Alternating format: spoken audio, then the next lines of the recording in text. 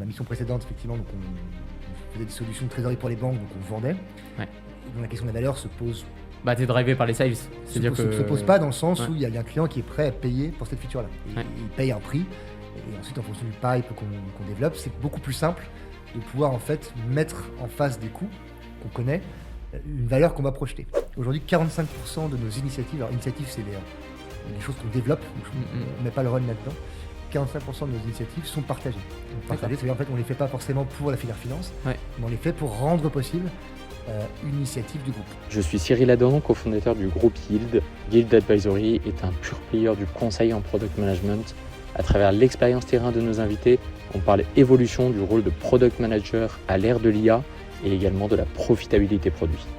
Bonjour et bienvenue dans cette saison numéro 2 du podcast On Zone. J'ai la joie aujourd'hui de recevoir Vincent. Vincent, bienvenue. Merci, bonjour.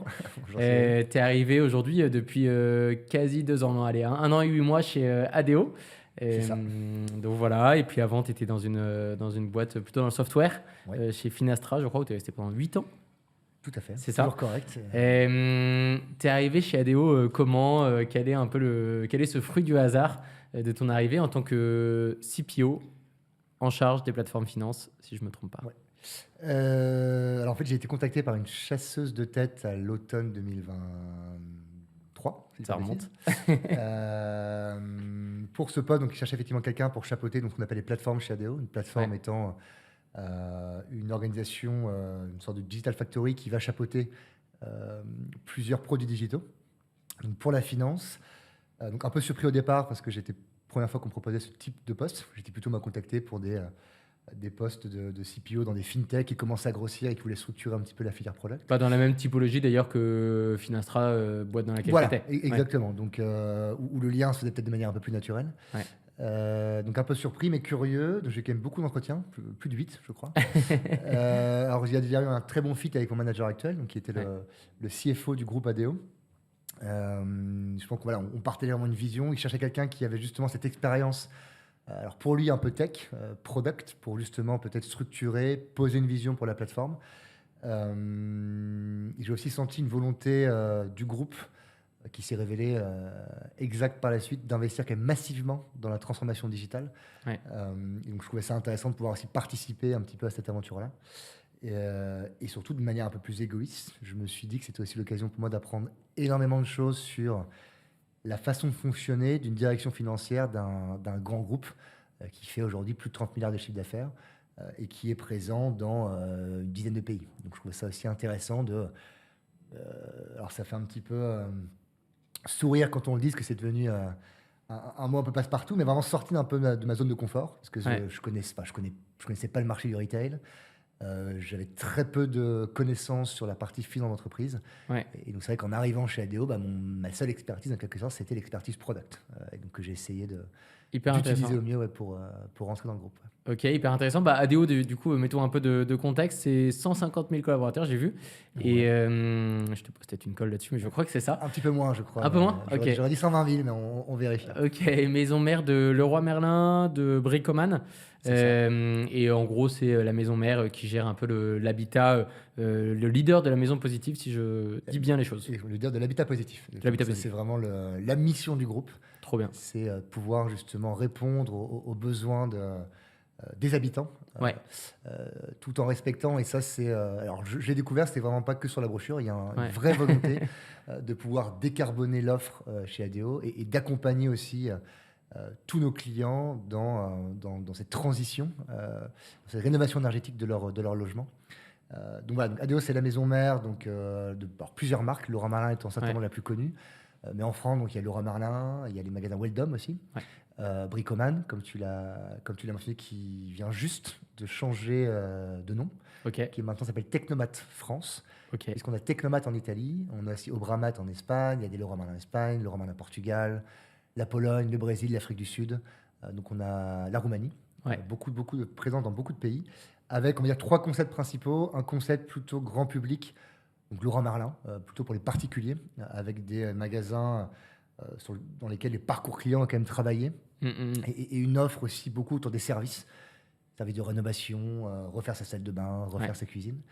Et après, on a des concepts plutôt orientés pour les professionnels, Donc, c'est Technomat en Italie, Obramat en Espagne qui marche extrêmement bien aujourd'hui.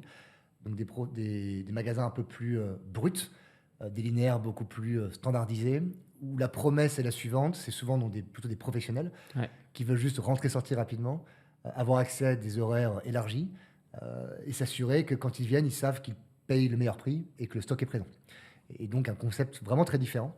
À la fois B2C, B2B, pour répondre un peu à toute la panoplie de besoins qu'on a sur le marché. Mais avec les Leroy Merlin qui sont plutôt sur des concepts pour attirer le customer, le client final, et des marques comme Technomat, Obramat, qui vont plutôt essayer de travailler vraiment dans une optique d'aller chercher les clients professionnels, notamment les artisans. C'est intéressant. Et enfin, dernier concept, c'est le concept de proximité.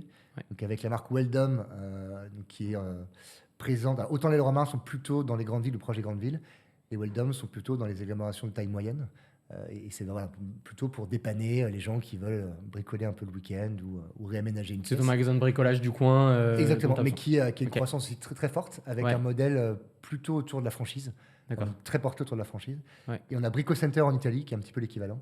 On a des surfaces plus petites, plutôt sur le dépannage. Donc, 3 grands modèles, plusieurs marques et beaucoup de pays, pour résumer. Et ça marche. Justement, c'est quoi un peu ton rôle là-dedans? Donc, CPO, des plateformes finance. Donc, c'est quoi? C'est des outils et des plateformes financières que vous mettez à disposition, par exemple, d'un Leroy Merlin, d'un Bricoman, etc. C'est ça, les produits sur lesquels vous travaillez au quotidien?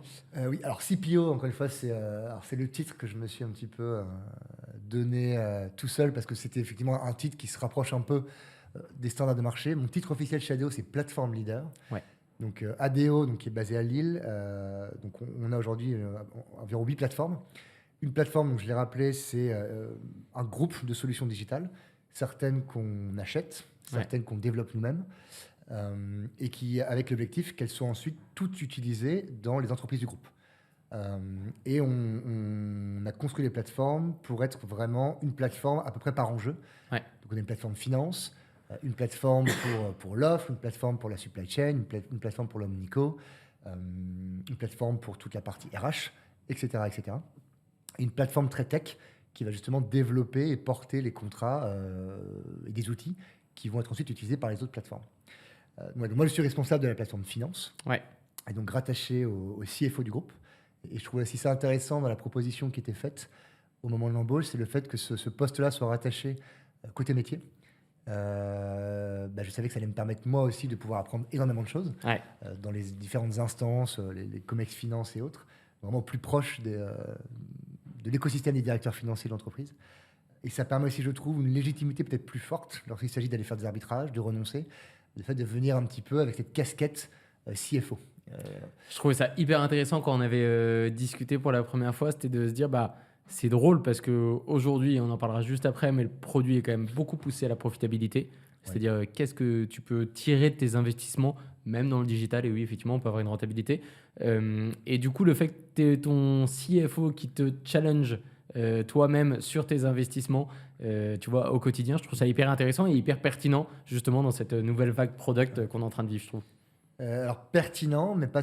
C'est ce que je disais à mes homologues plateforme leader, c'est que c'est pas forcément un cadeau, dans le sens où c'est vrai que la filière finance parfois a peut-être ce rôle un peu de juge et partie, dans le sens où évidemment la finance a toujours ce côté un peu régalien, gardien du temps, pour nous s'assurer effectivement que nos investissements soient bien fléchés, que la rentabilité du groupe soit la bonne, avec aussi des enjeux d'industrialisation. Et donc, ça nous amène parfois, effectivement, à avoir d'un côté, en tant que filière finance, on souhaite porter des projets de transformation, et donc qui nécessitent d'investir. Mais de l'autre, cette même filière finance est aussi la filière qui doit cadrer les budgets. Donc, on n'a pas des discussions un peu compliquées. Tu es un peu biaisé par ton propre parti. Mais ça nous oblige aussi peut-être plus que les autres à être un peu exemplaires. Typiquement, dans les constructions budgétaires, et moi, j'ai aussi beaucoup utilisé ce que j'avais fait par le passé, c'est de pouvoir montrer dans quelle mesure, selon la phase du cycle de vie de produit, on est parfois amené à investir massivement sur une année pour développer une nouvelle solution, par exemple. L'année 2, on va peut-être beaucoup moins faire de build parce que la solution a déjà été construite, peut-être déployée dans une BU pilote. Et donc, comment est-ce qu'on arrive aussi à montrer à nos parties prenantes et aux membres du COMEX que certes, on a peut-être dépensé cette année 1,5 million pour construire cette solution. En année 2, on va plutôt être sur du déploiement, donc moins de besoin de ressources. Ouais. Et donc, je suis capable aussi de pouvoir passer d'un budget d'1,5 million à peut-être 800 000 sur cette partie-là.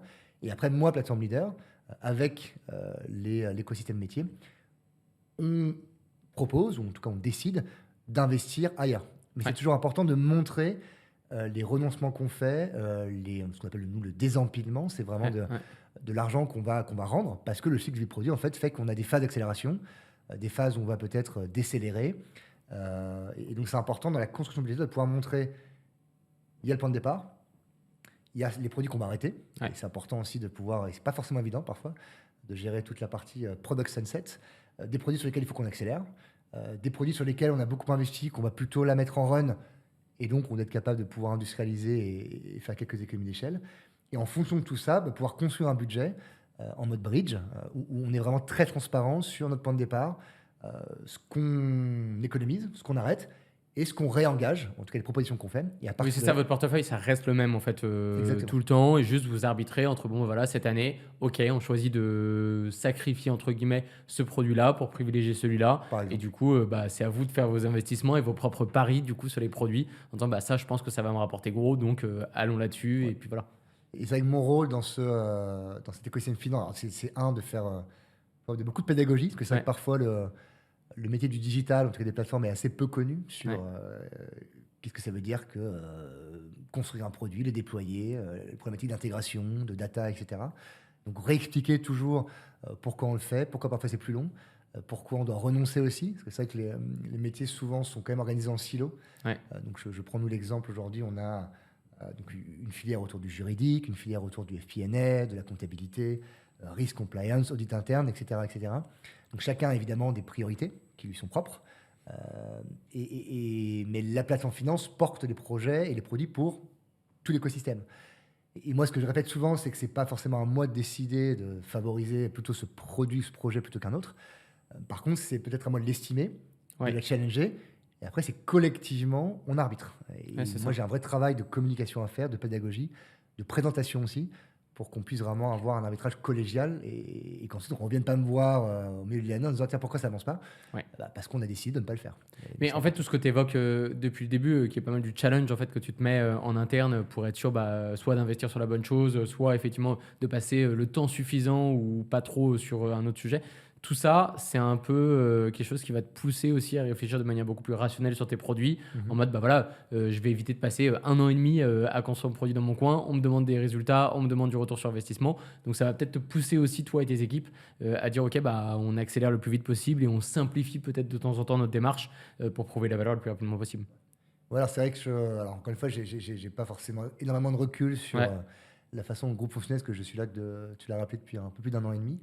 Mais c'est vrai que de plus en plus, alors c'est pas encore parfait, mais de plus en plus, on est challengé justement sur l'apport de valeur.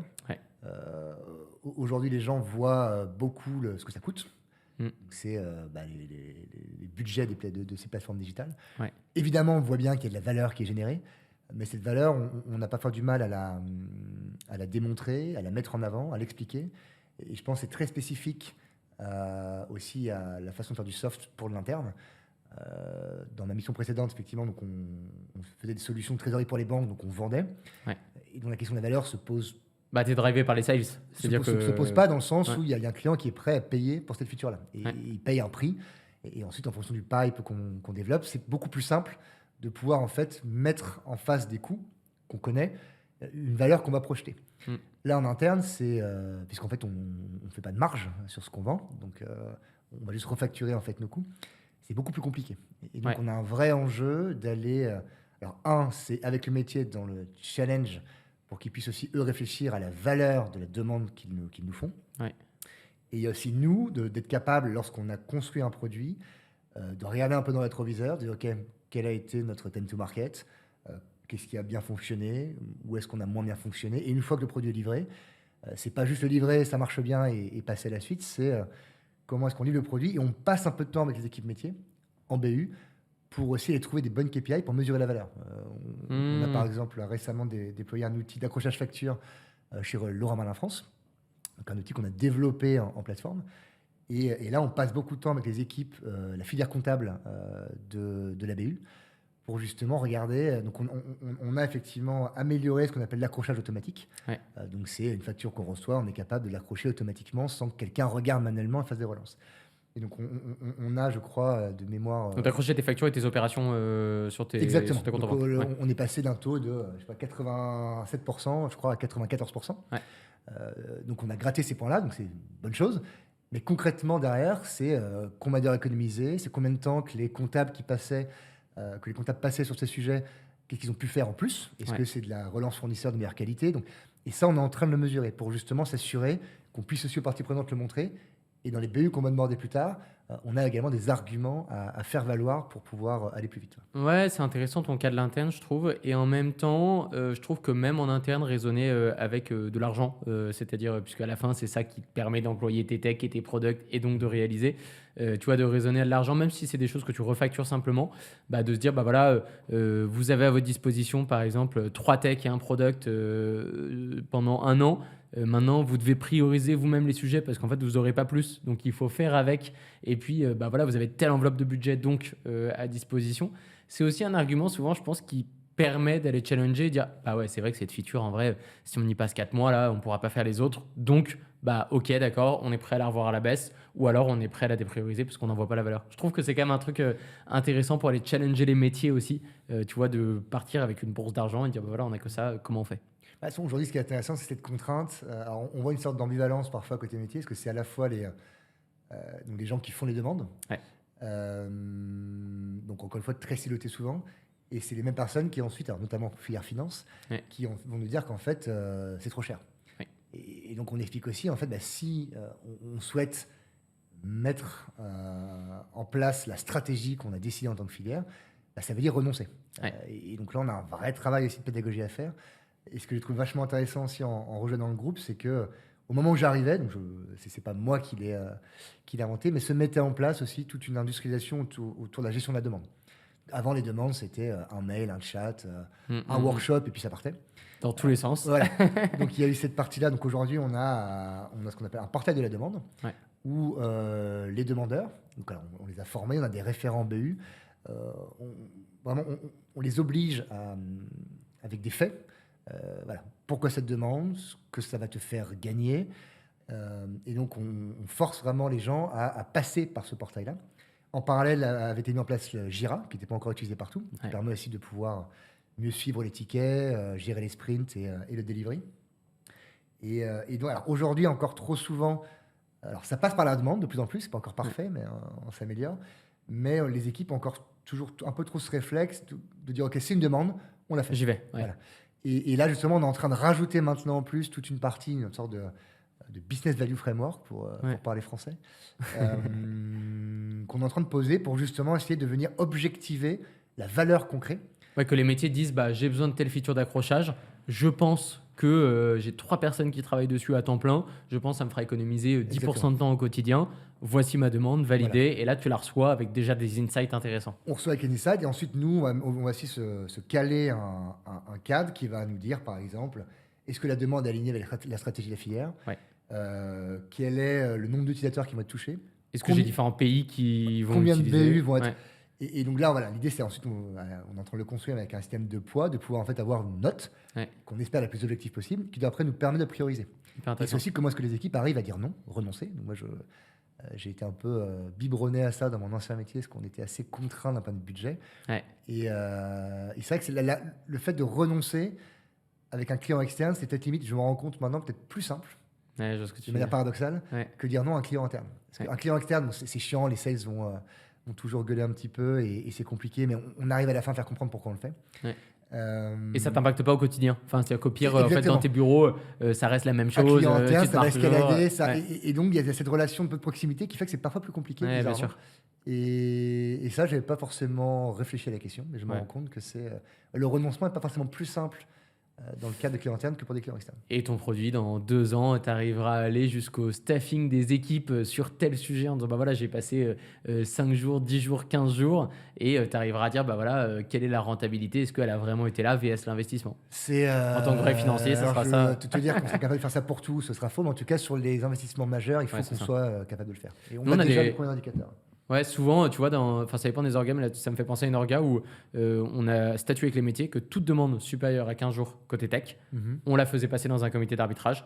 Et du coup, qui disait passer en comité d'arbitrage disait que à la fin, on revenait au prochain comité d'arbitrage sur les dernières choses qui ont été releases en mode est-ce que ces 15 cas ont bien mérité d'être investis ou pas en fonction des ROI. Donc ça t'impose de mettre les indicateurs dès le début et ça t'impose d'avoir une rétro aussi assez lucide sur les sujets, sachant que bien sûr il y en a, tu vois, où tu n'as pas forcément de ROI direct. Donc il faut bien mesurer ça. Et ça impose aussi une maturité des gens qui gèrent la demande qu'on n'a pas encore aujourd'hui. En fait, tu peux pas non plus avoir une approche où côté plateforme, Dev Factory, avoir un cas très, très mature, bien posé.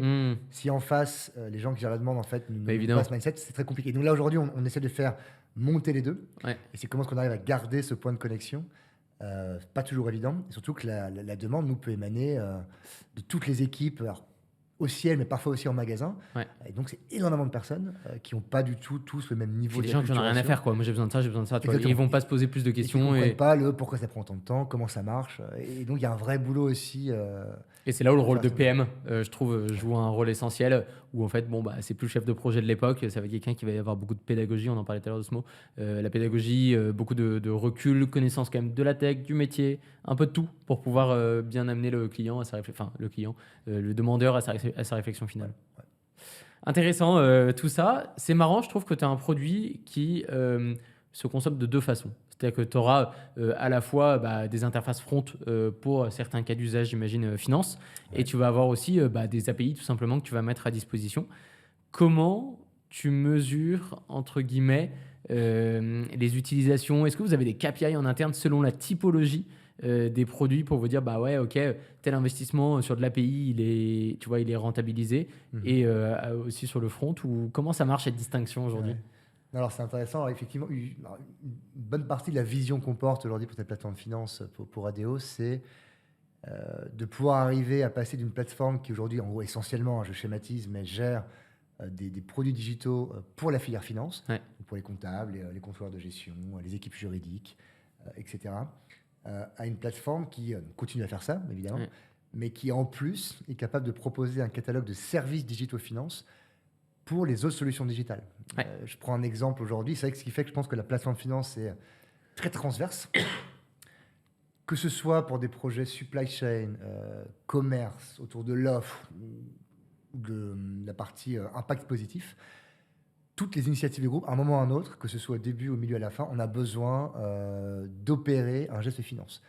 C'est gérer un tiers, gérer un contrat, gérer un paiement, gérer une facture. J'ai un nouveau fournisseur, hop, je dois le rentrer dans mon logiciel. Je fais appel à l'API de votre plateforme finance. Comptabiliser un énorme métier. Et donc, en fait, aujourd'hui, si on n'est pas capable de pouvoir fournir des services digitaux pour faire ça, on va se retrouver, nous, en fait, à devoir soit avoir du shadow IT, donc toutes les solutions amont, on va développer les mêmes petits modules, mais qui ne seront pas standardisés et sécurisés, soit nous-mêmes en finance, venir à chaque fois faire évoluer nos outils à la marge, de manière très séquentielle, et on n'arrivera pas.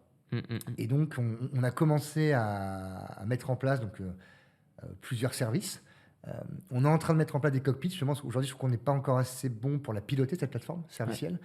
Donc, on a des choses qui existent. On a des outils type Kong ou Datadog qui nous permettent effectivement, via les logs, d'aller suivre la consommation de nos API. Mais c'est vrai qu'aujourd'hui, on n'a pas encore vraiment une sorte de tour de contrôle qui va nous permettre de suivre alors, à la fois les services business qu'on offre, quels sont, sous chacun de services business, les services digitaux, et ça peut être une API type REST, un topic Kafka plutôt en mode notification ou gestion d'événements.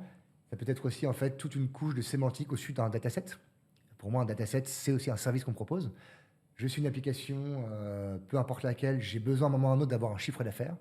Plutôt que tu ailles toi-même faire tes petits calculs dans ton coin, c'est comment est-ce qu'on s'assure que tu viennes bien contacter le dataset officiel finance pour récupérer un chiffre d'affaires de tel produit à tel rayon. En fait, vous pouvez être utilisé dans vraiment plein de produits digitaux de manière extrêmement très transverse. Ou de la même manière, c'est j'ai un mouvement de stock ou un produit qui change de prix. Ça a un impact sur la comptabilité. Comment est-ce qu'on fait pour que ce mouvement métier soit bien transite bien par la couche servicielle finance pour ensuite être déversé en compte. Ça, cette partie servicielle, cette partie vraiment, je fournis de l'information à un tiers étant la plateforme X ou Y du groupe. Ouais. C'est combien de pourcents de votre activité à peu près? Alors aujourd'hui, c'est marrant parce que moi, en arrivant, j'avais bien conscience que beaucoup de choses qu'on faisait, on ne faisait pas forcément pour la finance, mais on le faisait en fait pour, pardon encore une fois pour l'anglicisme, pour enabler en quelque sorte les initiatives d'autres plateformes. Ouais. On a eu la data là, il n'y a pas si longtemps que ça. Aujourd'hui, 45% de nos initiatives, alors initiatives, c'est les choses qu'on développe, on ne met pas le run là-dedans. 45% de nos initiatives sont partagées. Partagées, c'est-à-dire en fait, on ne les fait pas forcément pour la filière finance, mais on les fait pour rendre possible une initiative du groupe.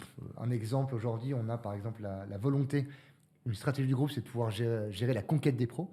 Donc comment est-ce que dans les Leroy Merlin, on arrive aussi à ce que les pros puissent venir de plus en plus dans le magasin. Donc ça passe par des choses très pragmatiques comme peut-être ouvrir plus tôt, avoir des caisses dédiées, peut-être revoir un petit peu la gamme, mais aussi des choses toutes bêtes sur être capable de pouvoir payer en différé. Payer en différé, ça nécessite de passer par la finance. Plutôt que d'aller faire évoluer un outil, comment est-ce qu'on arrive à proposer des services autour de ça? C'est aussi gérer l'autofacturation.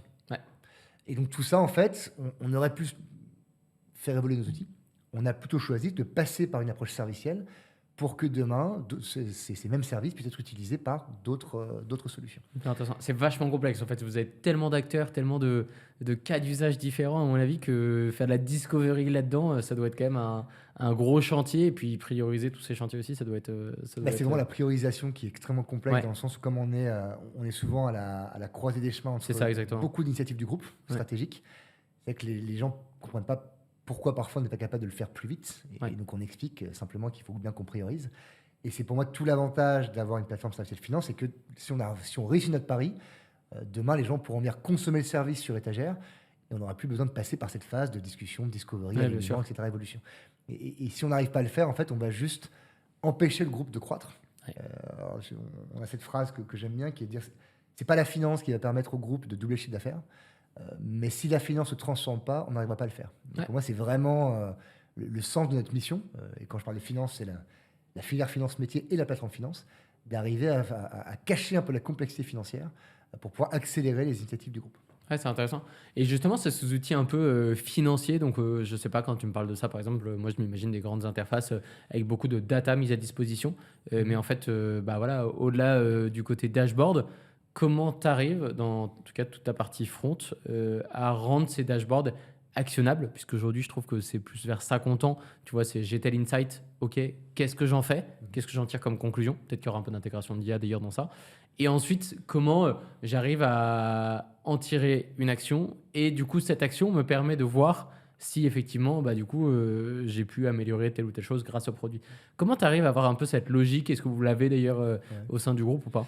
C'est vraiment ce que ça fait aussi pas. En fait, on a posé une vision là autour de plusieurs piliers. Donc, il y a un pilier, je l'ai rappelé, autour de l'approche servicielle et un autre pilier autour de la data, qui est justement... qui est bien structuré d'ailleurs, tu disais aujourd'hui. Alors chez Shadow, qui est bien structuré. Enfin, on a une filière data, on a des outils mis en place en termes d'observabilité, de définition des business terms qui est... moi, j'étais vraiment impressionné sur certains aspects autour de la data, autour aussi de tout l'outillage autour des API, enfin, des choses vraiment très très bien faites qui existent dans le groupe. Et donc, un de ces piliers de cette stratégie aussi pour la plateforme est vraiment autour de la data. Et au sein de ce pilier, il y a vraiment une conviction qu'on partage aussi avec le Comex Finance, qui est que la filière finance doit passer d'une filière, alors pour le dire un peu crûment, mais qui crache des dashboards un peu froids. Qui reporte, des reports, et aujourd'hui on en a une palanquée. J'ai plus le chiffre en tête, mais je crois que quelqu'un avait essayé de compter le nombre de reports qu'on avait, alors que ce soit dans l'entreprise, en centrale, etc. C'était juste incroyable. Et je crois qu'ils avaient été capables d'en supprimer 50%, sans que personne ne puisse dire quoi que ce soit, parce que c'est-à-dire qu'ils n'utilisent pas simplement pas utilisés. Et donc on passe effectivement d'une sorte d'usine à créer des dashboards un peu froids, à une filière, en fait, on est capable de pouvoir gérer de l'alerting. Plutôt que d'avoir, en fait, des beaux dashboards qui sont pertinents, qu'on continuera à avoir, c'est comment est-ce qu'on arrive à mettre la bonne donnée dans les mains de la bonne personne au bon moment pour prendre une décision. Ou gérer une action une rétro, et être plus performant. Et donc, ça, c'est une vision qu'on partage. Alors après, comment est-ce qu'on le fait? C'est évidemment toute la question. Par exemple, aujourd'hui, on est en train de déployer, on a développé un outil Et on est en train de les déployer dans 3 entreprises du groupe, en Italie, en Espagne et en Pologne. Donc c'est un outil à disposition des collaborateurs en magasin. Ouais. C'est un outil data qui va en fait se connecter à des datasets globaux et locaux. On n'a pas encore tout globalisé. Et qui va permettre justement de se connecter aux données de stock, aux données de chiffres de vente historiques, aux données de l'offre, etc., etc. Donc, pas dans le dataset. Et ensuite, alors on a un peu d'IA, mais qui est vraiment très limité, qui va nous permettre en fait, de faire du clustering intelligent. Donc, en fonction des magasins autour, et quand autour, c'est pas forcément des magasins qui ressemblent aux tiens, en termes de taille, en termes de fréquentation. Ça peut être des magasins peut-être qui sont en France, mais juste de l'autre côté de la frontière, peut-être plus similaires au tien que le magasin, par exemple, dans les Pouilles. Ouais, bien sûr, ouais. C'est pas qu'une question de taille. Voilà, donc on fait ce clustering, on a des magasins, on va dire, un peu références, et ensuite, avec l'analyse de la data, on est capable de pouvoir faire émerger des règles. Donc ça peut être simplement de dire, tiens, là, on a repéré que tu as un stock toxique. Est-ce que tu fais une action par rapport à ça? Le collaborateur ensuite dit oui ou non. Si c'est oui, du coup, ça nous permet aussi de suivre l'impact de l'action sur le stock en question ou un chiffre de vente. Ou c'est par exemple être capable de pouvoir aller voir toute la data des chiffres de vente de la veille et de pouvoir dire, tiens, les magasins qui sont similaires aux tiens, hier, ils ont vendu beaucoup plus de cette référence-là que toi. Est-ce que c'est intéressant pour toi de regarder? Dans ce cas-là, le collaborateur peut dire, écoute, oui, et donc peut-être que je vais changer un peu ma mise en rayon, ou peut-être mettre de la PLV, ou appeler mon collègue au magasin pour expliquer. Et en fait, comme il a marqué oui, je veux enlever mon stock toxique, toi tu sais qu'il a pris l'action. Exactement. Et du coup, après, tu peux directement voir l'impact sur le dashboard en mode ah bah attends, il a pris l'action, je vois l'impact, ok, ça a été positif, et limite tu vas repousser. Donc on a vraiment en fait un front-end qui est à disposition donc pour les clients, enfin pour les chefs de rayon, chefs de secteur en magasin, pour s'animer, pour prendre des actions.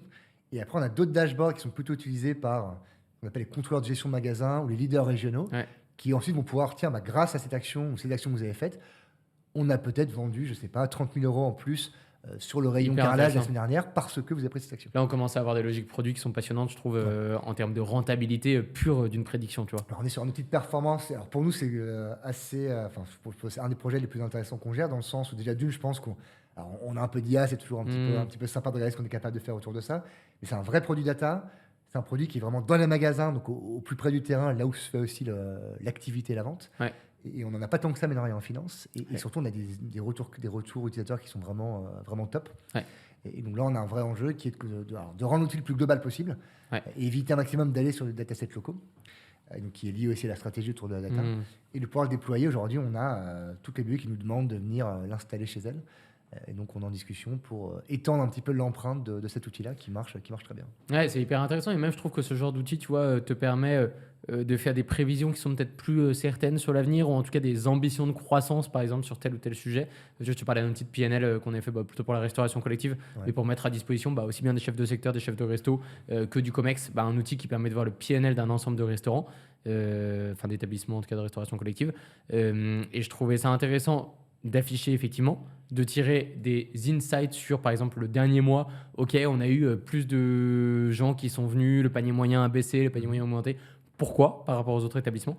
Mais aussi, tu vois, de dire, ok, le prix de la viande est trop cher dans cet établissement VS ton voisin, viens le baisser, ok, je saisis une action, je me mets une opportunité équivalente à mon nombre de repas vendus fois le nombre de fois l'écart, et ça me permet d'avoir telle économie projetée à horizon 3 mois, et donc de faire des prévisions un peu mieux sur la suite, quoi. Donc je trouve que c'est quand même un outil intéressant. Tu vois. C'est très similaire, c'est exactement ça. Ça peut être sur le prix, sur le stock, sur la façon de vendre. Ok, ça doit être hyper stimulant ce genre de projet. Très cool de nous avoir partagé ça. Aujourd'hui, en termes d'outils, est-ce que vous avez pas mal d'innovation? C'est-à-dire, tu te dis, ok, aujourd'hui, je t'ai dit 20% de mon budget produit à sortir des nouveaux concepts, des nouvelles idées, etc. Ou c'est quelque chose qui va venir et qui n'est pas encore en place?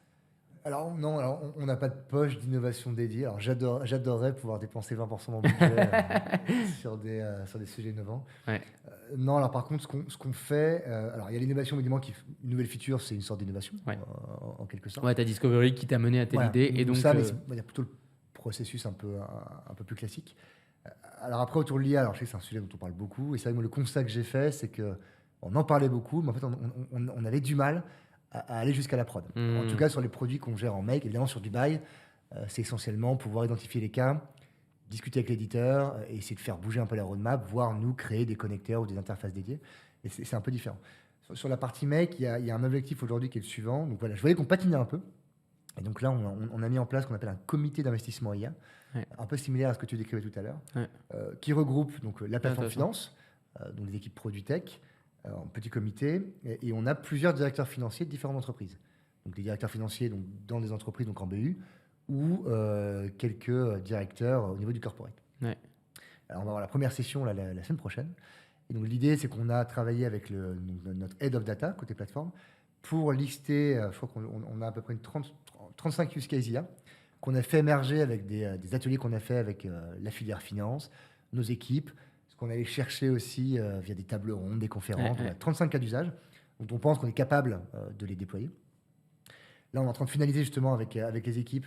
Pour chacun de ces cas, on a vraiment fait l'effort d'aller essayer de mettre une valeur, pas toujours intéressant, et une estimation. Alors, t-shirt sizing pour ça va être quoi les valeurs? Ça va être genre le gain de productivité, ça va être un gain de clarté dans un parcours, ça peut être... alors, quand on peut, mais ce n'est pas toujours le cas, c'est gain de productivité et donc ramené en euros. Un exemple tout bête, aujourd'hui, on a un outil qu'on a développé en interne pour gérer les demandes d'achat. Donc, j'ai un événement, je dois acheter... ou j'ai un devis pour un traiteur, ou je veux acheter un bureau. Bref, donc on parle quand même on a quasiment plus de 500 000 demandes d'achat qui sont faites chaque année. Donc c'est quand même assez massif. Et donc aujourd'hui, on a un outil, et en fait, pour l'avoir expérimenté, je reçois un devis, donc je vais créer ma demande d'achat, donc je saisis le fournisseur. Alors, si en plus il n'est pas dans la liste, c'est galère, tu repars dans notre outil. Et en fait, scanner tout le devis et en fait, je me retrouve moi, à mettre en place, à saisir des informations qui existent déjà. Parfois même, on me demande de lier ça à une nature d'achat particulière que je ne maîtrise pas. Parfois, j'ai toujours des doutes. La fois, j'avais un devis de restauration, je ne trouvais pas la bonne nature d'achat. Et là, donc, un des cas d'usage IA qu'on a notifié, et moi je suis convaincu que ça peut être très pertinent, c'est se dire, dans l'outil, est-ce qu'on ne peut pas juste avoir quelque chose qui permet de, moi j'ai le devis, drag and drop. J'ai ensuite un modèle qu'on ne va pas développer, mais qu'on va aller trouver sur le marché. Google, par exemple, propose des choses.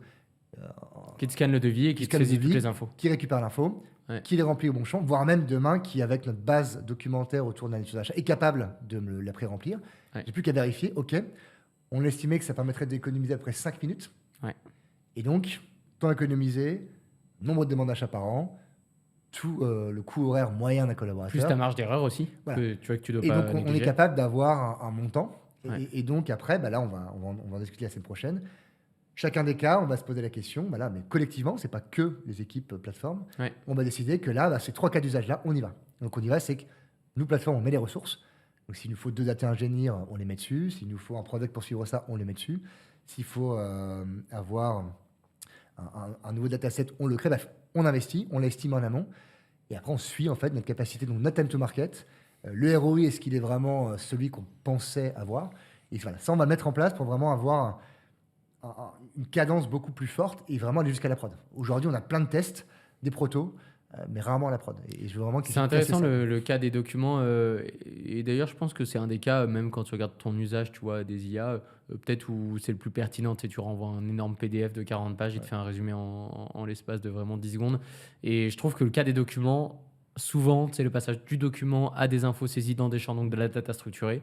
Il est quand même extrêmement pertinent. Maintenant, il ne faut pas négliger effectivement les coûts API, tout le coût un peu d'usage, puisque tu n'avais pas ça avant dans la tech. La tech, tu avais la maintenance, effectivement, mais tu n'avais pas tes calls API à chaque requête. Bon, là, ça va, tu vois, c'est pas des choses conséquentes.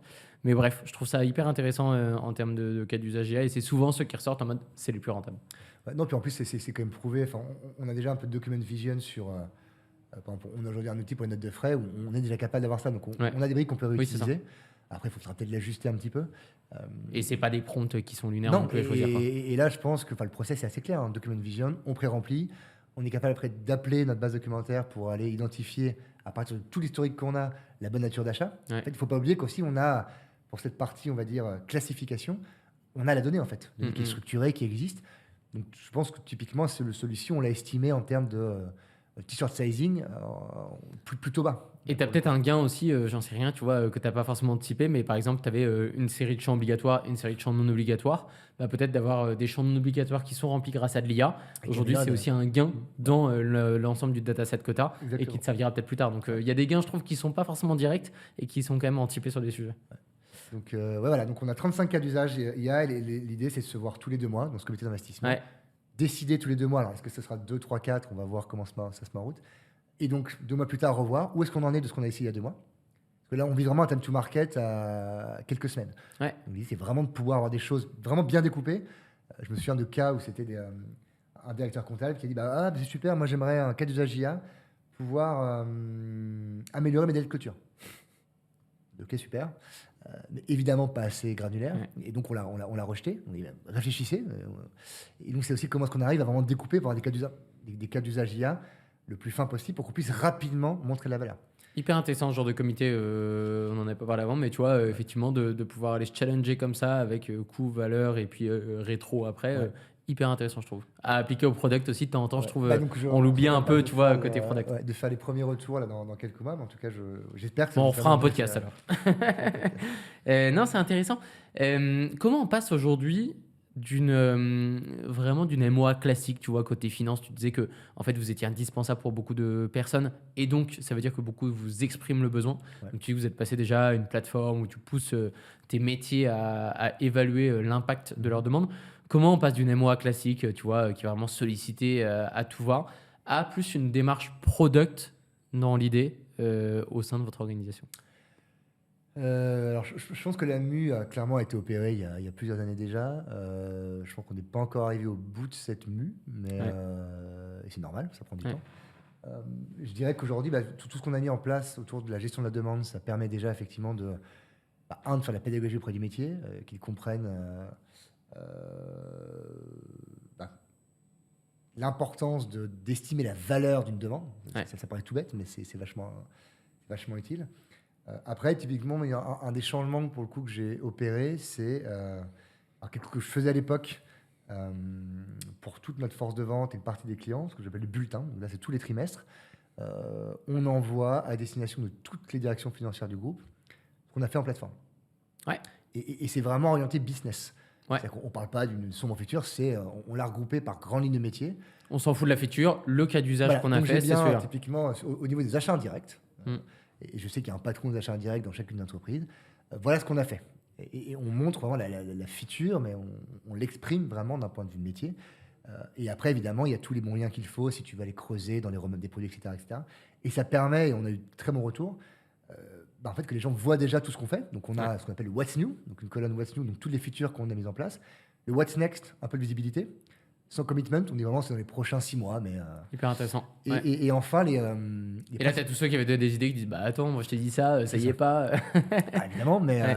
et après, on a les milestones. Les milestones principaux, ça peut être un produit qui est passé live ou un workshop qui s'est bien passé, etc., etc. Et donc, ça, en fait, donner de la visibilité sur tout ce qu'on fait, l'activité, ça paraît tout bête, mais aussi les gens de métier voient un petit peu tout ce qu'on fait. Et quand on leur demande ou quand on leur dit de renoncer ou quand on explique l'arbitrage, c'est plus simple d'y arriver parce qu'ils voient bien en fait qu'on on couvre pas que leur métier, on couvre énormément de choses. Et après, on a aussi pris le parti, là, depuis quelques mois déjà, d'inviter des acteurs clés du métier, ce qu'on appelle nos QP, donc l'équivalent des PI planning, peut-être un peu plus connu. Mais voilà, donc c'est une réunion en fait où les équipes ont vachement bossé en amont sur leur capacitif, sur les priorisations, communiquent leur plan et le présentent. Et donc maintenant, le métier aussi est invité, donc vient. Déjà, comprend mieux ce que c'est de gérer une plateforme de produits, ce que c'est de prioriser, de pouvoir gérer un capacitif, une backlog, etc. Et encore une fois, voit bien tout le boulot qui est fait.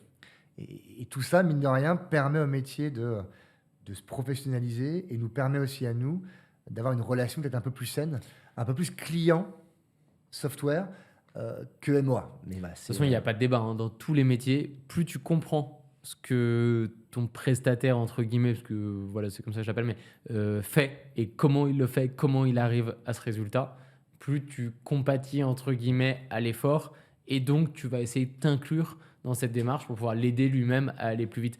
Donc je trouve ça hyper intéressant d'inclure les métiers dans même des ateliers d'arbitrage, des complexités product ou tech que vous rencontrez. Et tu vois, comme ça, il se rendra compte aussi de tout le boulot qu'il y a derrière, chose que les gens ne voient pas forcément et ne prennent pas le temps de voir parce qu'en fait, ça leur est décalé. Et alors, peut-être pour finir aussi, mais ça me paraissait évident, mais c'est peut-être pas, c'est en fait toutes les initiatives qu'on met. Donc en fait, on essaie d'avoir des plans. On a un plan effectivement en début d'année, là qu'on est en train de construire pour montrer un petit peu nos ambitions. Toute cette partie-là, on a vraiment une approche où la plateforme organisée ensuite en domaine, donc il y a un groupement de produits. Et donc les domaine leaders vraiment passent du temps avec chaque patron de filière en BU corporate pour présenter le plan, le challenger, se nourrir aussi un petit peu, s'assurer qu'on rate rien. Et on construit ça aussi avec les métiers. C'est-à-dire qu'eux n'arrivent pas non plus un peu de dos au mur. On vient les voir en mélangeant, voilà notre budget, voilà ce qu'on a fait. Donc, tout ça a été construit en amont. À un moment, effectivement, on arrive avec trop de demandes, et donc c'est là où le COMEX finance, où moi, mon rôle, c'est d'expliquer un petit peu qu'on n'y est On pas, pourra pas tout faire. et donc il faut qu'on puisse faire des choix. Et moi, j'insiste très souvent en disant, ce n'est pas à moi de faire les choix. Moi, je mets en avant les contraintes qu'on a, et comment est-ce que collectivement, on arrive à arbitrer. Ouais. Ça, c'était un changement un peu radical, parce qu'ils étaient habitués à ce qu'on dise oui à tout, et qu'on soit en retard souvent. Là, moi, j'essaie vraiment d'avoir une approche où je ne m'engage pas si je sais qu'on n'arrivera pas. Et je suis une approche assez conservatrice. Ouais. Parce qu'en fait, C'est intéressant. à la fin, dès que tu sais qu'il y a un petit risque, généralement, le risque, il arrive. Et tu crées des frustrations. Et je trouve ça plus sain d'avoir un mécontentement en instant T, mais expliqué. Expliqué, et pas que par moi, mais par le collectif. C'est pas toujours évident, mais au moins c'est clair. Plutôt en fait que d'avoir une série de frustrations Ouais, bien sûr. au moment du delivery. Et ça, enfin, les équipes au départ étaient un peu circonspectes, mais on se rend compte que c'est quand même beaucoup plus sain de renoncer en amont. Ouais. Mais c'était pas forcément la culture de l'entreprise, en tout cas de cette filière. Quand tu es arrivé, je trouve que de toute façon, dans tous les podcasts que j'ai fait, je pense que le dire non, il ressort à chaque fois. C'est comment je dis non à mon stakeholder, comment je dis non à mon stakeholder, pardon. Ça, c'est hyper important. C'est quoi un peu les enjeux très liés au product management chez toi? Parce que là, on parle beaucoup de la vision, de où est-ce que, enfin, tu vois, ce que vous avez amélioré, etc. Quels sont pour toi les enjeux vraiment réels de 2026 côté product management chez ADO, côté plateforme finance? On a déjà un enjeu d'organisation. C'est qu'aujourd'hui, on a beaucoup travaillé avec les équipes. On est en train de mettre ça en place petit à petit. C'est vraiment de structurer véritablement une filière product. On avait une filière product qui était un peu éclatée. Ouais. Et donc là, avec un enjeu de resserrer cette filière product. Éclaté pourquoi? Éclaté parce qu'historiquement, on avait une filière product qui était... une partie de la filière plutôt orientée business, donc qui en gros était vraiment responsable de la relation métier, Ouais. mais qui s'arrêtait un peu vite, je D'accord. trouve, dans le cycle de vie du produit. Ouais. Et une filière product qui était taguée un peu plus digital, qui, on va dire, prenait le relais. Mais donc, on avait une organisation, du coup, qui n'est pas forcément très lisible pour nos parties prenantes. Beaucoup d'interlocuteurs, en fait, Ouais. sur la même chaîne. Exactement. Une responsabilité parfois aussi pas forcément très claire. Et une prise de décision qui était parfois lente, parce qu'en fait, on avait des gens qui travaillaient sur le même produit. Il y a toujours ce petit temps de latence quand on reçoit une demande ou une urgence. Est-ce que c'est à moi de le prendre? Est-ce que c'est à lui? Qu'est-ce qu'on fait? Beaucoup besoin de synchro aussi, pour avoir toujours le même niveau d'info. Donc là, on est en train d'essayer vraiment d'avoir une approche un peu plus standard qu'on trouve dans quasiment toutes les boîtes de soft, à savoir une filière product, dont l'objectif est vraiment alors à la fois de comprendre le métier pour pouvoir le challenger, prioriser, porter une vision pour le produit, et également pouvoir discuter API, flux de données, avoir comme des concepts d'architecture, donc la partie tech, et aussi pouvoir expliquer à un développeur ce qu'on souhaite faire, etc. Gérer une backlog. Donc avoir des product managers en fait, qui soient plus transverses qu'aujourd'hui et qui sachent aussi bien aller challenger le métier, comprendre le métier, mais aussi avec la même personne, le même individu, parler à la tech et suivre la delivery. Et voilà, donc vraiment discovery, delivery, donc allié. Un product manager un peu complet, mais comme, voilà. qui pour moi était le rôle d'un product manager, tel que je le connaissais. Donc voilà, donc on est en train de structurer ça. Et puis avec grosse conduite du changement là-dessus. Ouais, et avec un vrai enjeu aussi de pouvoir renforcer toute la partie tech. Ouais. Et avoir aussi pareil des techs qui gèrent des techs. Je trouve ça assez important. Et avec ces deux filières aussi, pouvoir mieux projeter nos collaborateurs, former les gens qui vont avoir besoin d'être accompagnés. Et pouvoir, enfin, la finalité de ça, c'est vraiment d'améliorer la qualité de nos produits, de faciliter la communication avec le métier, et de pouvoir mieux porter aussi une vision pour chacun des produits. Non, mais c'est intéressant et je pense que même dans ces arbitres, tu vois, on parlait tout à l'heure d'arbitrage et tout, je pense qu'un product manager, quand il est au centre de l'ensemble de la chaîne, il peut aussi mieux challenger ses stakeholders en ayant, tu vois, aussi bien la compréhension de la tech que du métier, en disant, voilà, non, là, il y aura telle chose à faire côté tech, voyons la chose plus simple, ah oui, oui. Tu vois, donc d'avoir vraiment toute la chaîne de valeur, je trouve ça vraiment intéressant. C'est vrai qu'un product manager, du coup, qui peut aussi avoir cette vision, alors quand on dit tech, on peut mettre tout ce qu'on veut dans tech, mais c'est juste comprendre un petit peu comment les différentes briques d'archi communiquent entre elles. Il pourra exactement, au moment de changer le métier, une idée pourrait être très bonne, mais lui saura dire non, ce sera juste infaisable ou ça va nécessiter un changement beaucoup trop important, et donc écarter directement ça. Là où quelqu'un qui est très fort sur le métier, mais qui en fait n'a aucun concept ou très peu sur la partie tech, va dire ok super, et en fait on va perdre du temps en itération pour à la fin se rendre compte que non, c'est pas gérable. D'où l'importance d'avoir aussi quelqu'un qui puisse vraiment faire les deux. Tu vois, on parle pas mal c'est souvent vraiment la fin du product, quoi. de squad, je trouve, de tribe, enfin ce que tu veux. Tu sais, un peu un PM, 3-4 tech qui travaille. Et en fait, c'est quoi? C'est une équipe à qui tu vas donner un budget. Donc, tu vas dire, bah, dans l'année, vous avez 700 000 euros qui est votre temps homme. Et maintenant, essayez de le rentabiliser au maximum au quotidien par l'ensemble des actions que vous allez faire. Et je trouve que d'avoir une pièce maîtresse du coup de product manager qui a connaissance de ça, qui sait que toutes les actions qu'elle va devoir produire, bah, c'est pour rentabiliser ces 700 000 euros à l'année de son équipe. Ça lui permet aussi de raisonner de manière un tout petit peu différente, tu vois, dans ses arbitrages, je trouve. Voilà, mais la filière product, et c'est encore plus important pour l'interne, de effectivement Ouais. être conscient de son budget. Alors, ce qu'on essaie aussi de casser un peu, et j'avais eu les mêmes problématiques dans mon ancien boulot, c'est que un des risques d'avoir des tribe, squad, scrum team, Ouais. des équipes, des feature teams, appelons-les comme ça, c'est qu'à un moment, la feature team s'auto-nourrit. En fait, j'ai un budget. J'ai un budget de 700 000, donc on va dire 6-7 personnes qui travaillent, très bien. On a toujours moyen d'aller faire l'amélioration continue de son produit. Toujours. Ouais. Et donc, c'est comment est-ce qu'on arrive, nous aussi, alors j'ai pas encore la solution parfaite, à s'assurer qu'à un moment, c'est bien les priorités métiers, et la Ouais. vision qu'on porte, qui décident des ressources et pas l'inverse. Parce qu'en fait, Ouais, si carrément. tu n'es pas capable de challenger ça, et nous on le voit en fait, bah, c'est une équipe produit avec 7 personnes, elle a bossé sur une année, il y avait beaucoup de builds.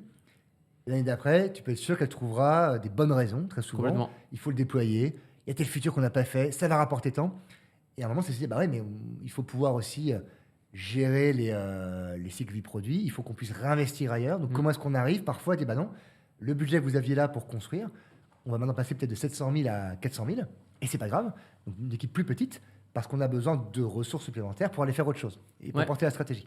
Et nous, ce qu'on avait trouvé dans mon ancienne mission, c'est que tous les 6 mois à peu près, on essaie vraiment de revoir un petit peu l'organisation des Scrum Teams. Ouais. Et c'est pour ça que c'est important vraiment d'avoir une orga hiérarchique Ouais. qui est décorrélée de l'organisation des feature teams, qui permet justement ces balancements et ces bascules.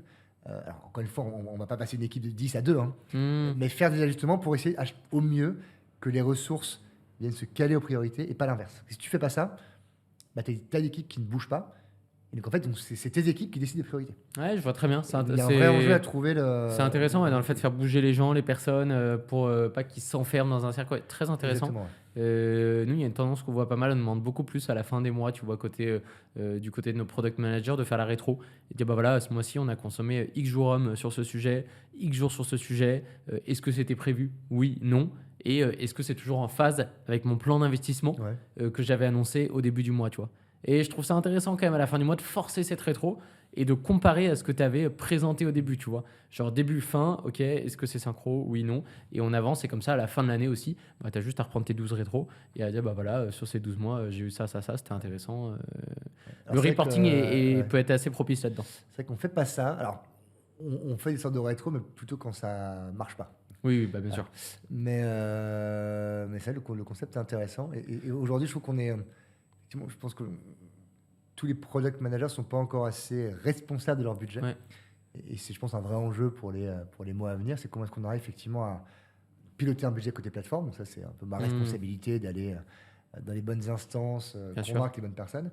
Mais une fois que ce budget est validé, bah pareil, comment est-ce qu'on arrive à être un peu agile, tu vois, parce que alors, je me rends compte aussi, là, ça fait un an et demi que je suis là, que très souvent, le budget qui est posé en début d'année et le budget en fin d'année, il y a énormément de différences. Il y a des choses qu'on n'a pas consommées, d'autres qu'on a surconsommées. Ouais. Donc, c'est être capable aussi de faire comprendre aux équipes produits que c'est pas grave de sous-consommer et que ça va permettre derrière de peut-être pouvoir faire autre chose dans les produits que tu Bien gères, sûr. voire ailleurs, et peut-être que ce sera l'inverse l'année prochaine. Mais les gens sont encore un peu trop attachés justement à leur équipe, structure, et c'est compliqué d'aller apporter un peu de flexibilité. Ouais, carrément. C'est une histoire de culture et je pense que bah voilà, vous êtes à une étape de cette conduite du changement et ça sera forcément la suite logique, j'imagine, après. Intéressant. On arrive sur les 7 dernières minutes de Ouais, notre je voyais podcast. Exactement. Quelle est ta vision un peu du product manager? Est-ce que tu penses qu'aujourd'hui, il y a une vraie transformation dans ce métier? On parlait tout à l'heure pendant le déjeuner de toute cette utilisation des lovables. Tu disais que ça commençait à être un peu utilisé dans tes équipes. Quelle est ta vision là-dessus? Est-ce que tu penses que c'est vraiment game changer aujourd'hui dans votre discussion avec le métier ou bien même dans les discussions entre product et tech en interne?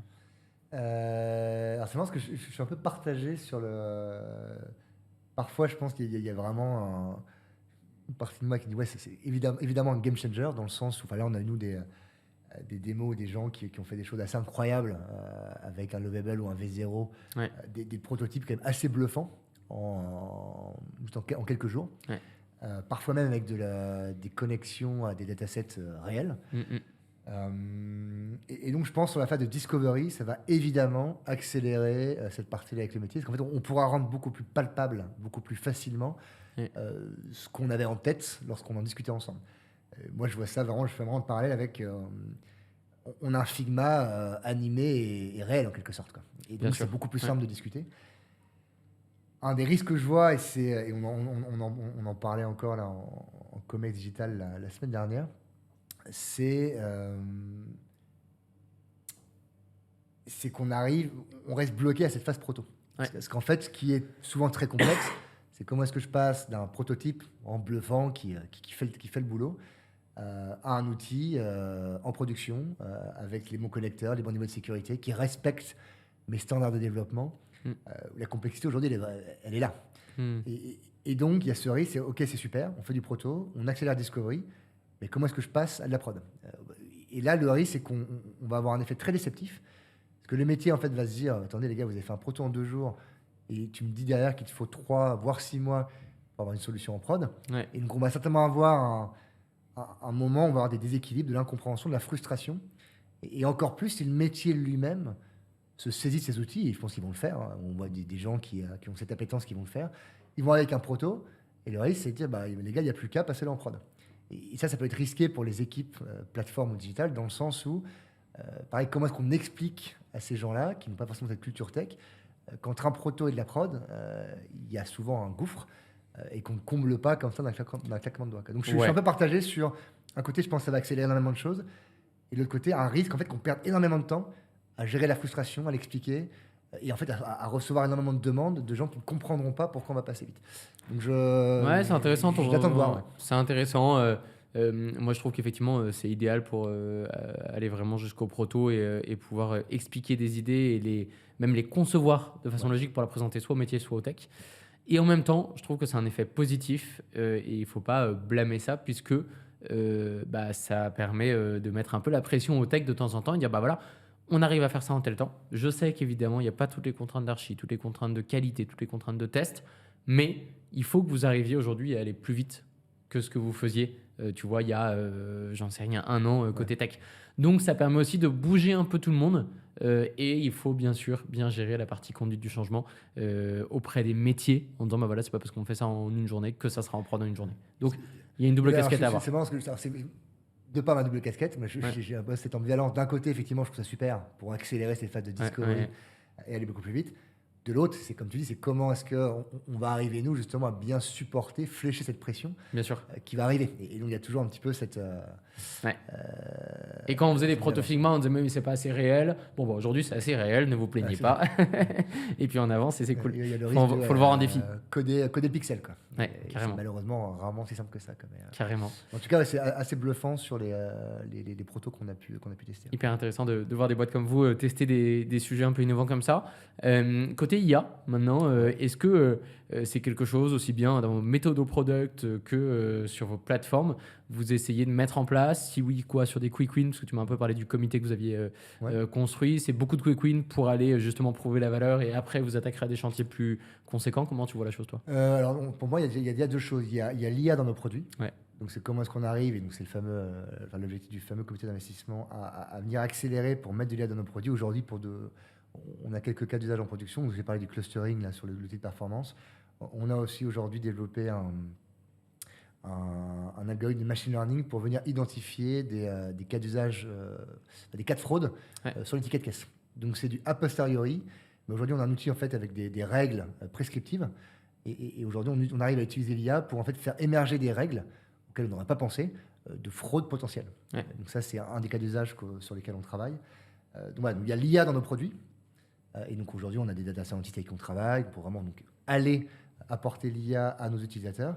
Puis après, il y a l'IA pour mieux travailler, pour nos équipes. Donc, c'est comment est-ce qu'on arrive à utiliser le vibe coding pour accélérer cette partie-là, comment est-ce qu'on arrive à utiliser l'IA pour documenter nos produits, pour demain mieux gérer notre backlog Jira, comment est-ce qu'on utilise l'IA pour récolter des feedbacks utilisateurs, faire la sentiment analysis à la volée. Mm. Et donc on a comme ça, moi j'essaie vraiment de piloter ces deux pans-là.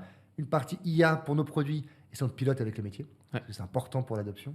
Et une partie IA pour nos équipes, où là c'est plutôt avec un comité autour des plateformes, où on essaye d'avancer autour de tout ce qu'on peut utiliser dans l'IA pour mieux faire du product management, mieux faire du développement.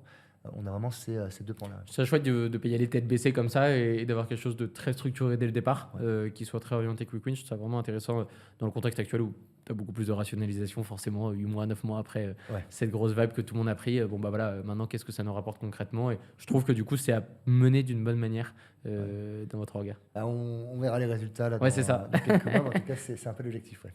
Non, c'est cool, je vois que le temps file pas mal. En tout cas, je trouvais ça vraiment intéressant de voir comment vous fonctionniez aujourd'hui avec des stakeholders qui étaient des internes et que ce soit des marques différentes, des métiers différents. Enfin, vous avez une panoplie de diversité qui est absolument incroyable. Donc franchement, hyper intéressant d'avoir ton retour là-dessus, de savoir un peu quels sont vos enjeux product aussi, de réconcilier métier tech et d'avoir qu'un seul stakeholder. Et puis de voir aussi comment vous avez structuré l'approche d'innovation côté IA. Donc merci pour ces échanges, ces tips, Vincent, c'était hyper intéressant. Merci de m'avoir reçu.